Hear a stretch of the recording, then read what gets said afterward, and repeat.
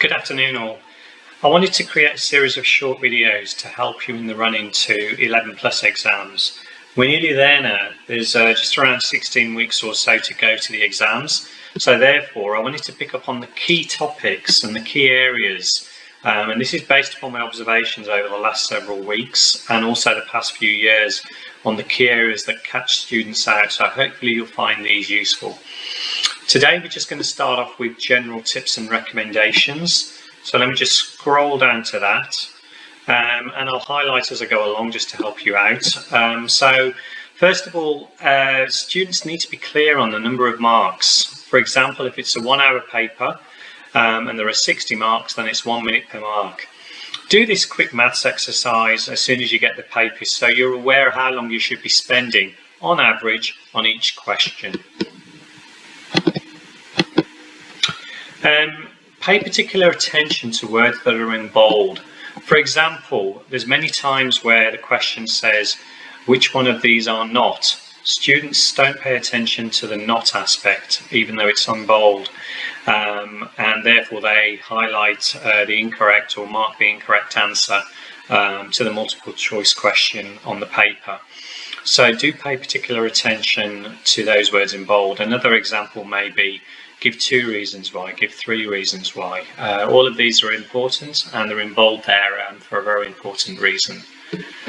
Don't spend excessive time on one question. I've mentioned this here and I'm going to talk about the way to address these questions a little bit further down.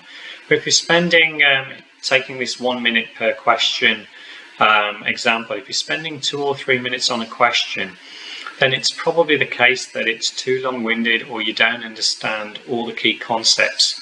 Come back to it later. Park it and come back to it later. Do a regular time check. You could have found that you spent too long on that one question and you've lost track of time. Do a time check every 10 minutes or so. It's important to stay on pace. And the worst scenario is to be in a position where you're 30, 40, 45 minutes through the paper and you're well behind on time. It means that you have to brush the remaining questions and you could end up leaving some blank completely or not being able to address them at all and having to guess. So if you do a time check every 10 minutes, make sure you're on pace and you're able to either speed up or just slightly slow down if you're going too fast.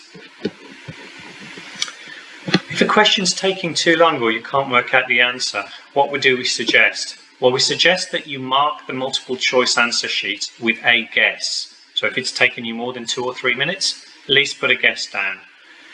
Circle the question on the question booklet so that you know that you can go back to it later because it's one that you've guessed. But at least you put something down on the answer sheet for now. Continue to the next question as normal. If at the end of the paper you get time, return to the questions that you've circled and have another look at them. The process works better this way because what we've found is that students sometimes leave a blank and then move on. So let's say they find question 5 difficult. They leave that one blank and then move on to question 6. Incorrectly, they go and mark question 5 with their suggested answer for question 6. And therefore, this is a snowball effect that goes on down all the way through the paper.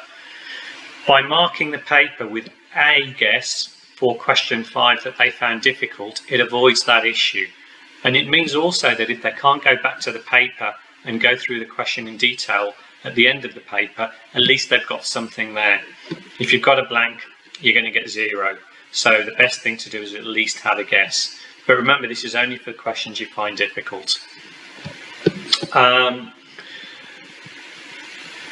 Finally, ensure you get the easy questions right. So this is really a key point. My observation is that most students now know 80% plus of the material, so that's a good place to be in.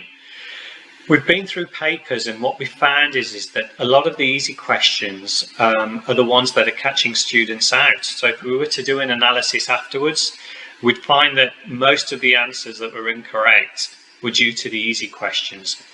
Do a question, double check your answer and pay particular attention to those easy questions. Make sure you've got those questions right. You know which ones those are. These are the ones that are going to differentiate you from an average or mediocre score to a quartile 1 score. And it's the difference really between a pass and a fail. It's the ones I know you can get right, and I really want you to focus on them.